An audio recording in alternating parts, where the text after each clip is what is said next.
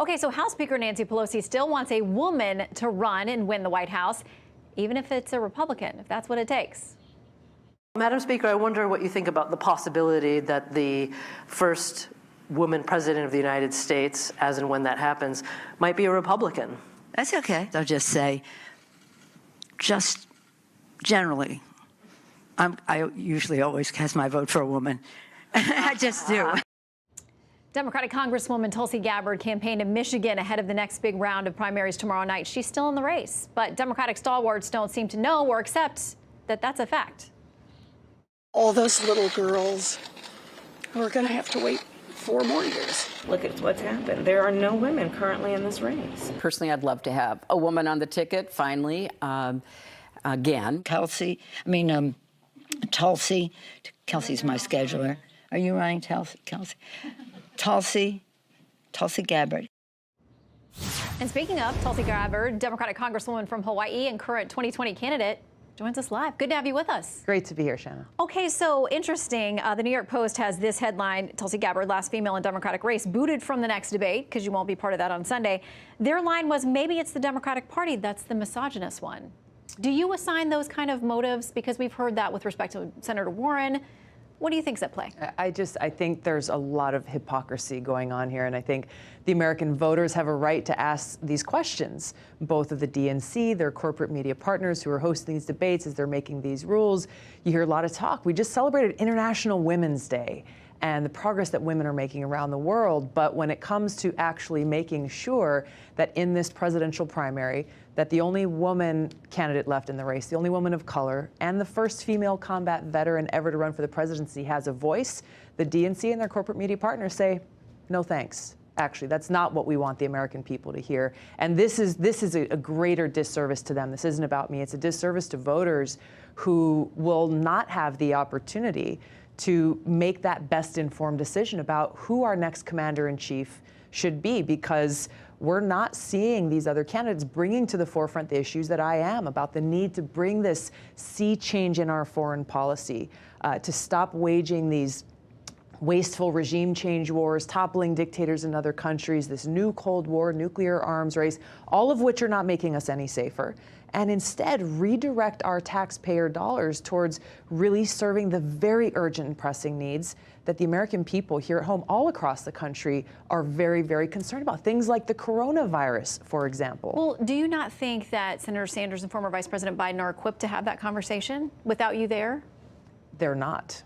They're just not. These issues are not being brought to the forefront. My candidacy, this is the reason why I ran for president, making this issue central in my campaign, making this issue that really bringing the point that the most important responsibility that the president has is to serve as commander-in-chief of our armed forces, to ensure the safety, security, and freedom of the American people. And I can tell you as a soldier, just at a deeply personal level, I know how important that job is and the cost and the consequences of the decisions that are made.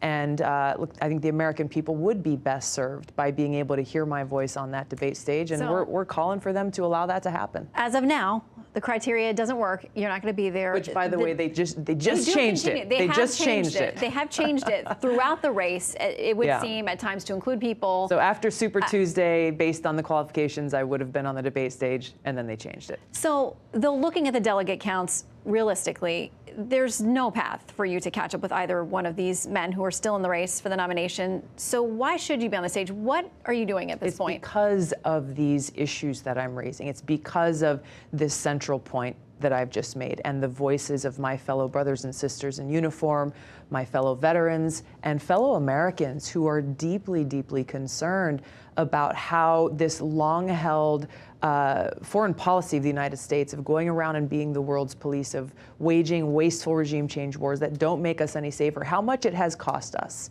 in American lives and in American taxpayer dollars. And that's what this president campaigned on, too, saying no more of this. We're not going to throw good money and good lives after, the losses that we've had. And he's right now, Afghanistan. I mean, we have this deal with the Taliban that a lot of people are very skeptical of, but it is bringing our soldiers home. He campaigned on that. I mean, he's been making that case. He campaigned on that, and there were a lot of people who voted for him just because of this issue, because of their concern, because they said we need to end these stupid wars. But the reality is that just in this year alone, we've seen thousands and thousands more of our troops deployed across the Middle East. I agree, the progress being made in Afghanistan is positive. It's good. It's something that should have happened in previous administrations. You look, these wars have been going on for the last 3 administrations. That is a positive step, and I think that Trump himself and his administration deserves credit for that. We need to continue to do that. But is that overall, the stuff that gets you in trouble, though, with the Democratic establishment when you say stuff like that? I call it straight, Shannon. You know me. I call it straight, whether it's with my own party or the other party. I am easy to point out areas where I agree. There are areas where I completely disagree. I think there are huge issues in Trump's foreign policy that he has executed as president that are directly opposite to what he campaigned on as candidate Trump. I'm bringing the experience of both serving as a soldier myself for nearly 17 years now, deploying twice to the Middle East, combined with, this is my 8th year in Congress, where I've been very focused on national security and foreign policy, on the Foreign Affairs, Armed Services Committee, Homeland Security Committee, bringing the combination of these experiences to raise this issue, the sea change we need to make, and the kind of leadership that I would bring as Commander-in-Chief. Well, as of now, we won't see you in the debate on Sunday. If that changes, it'll be very interesting. Yes. In the meantime, we'll see you out there on the trail as long as you stay in. Congresswoman, thank you for coming in. Great to see you. Good to see you, too.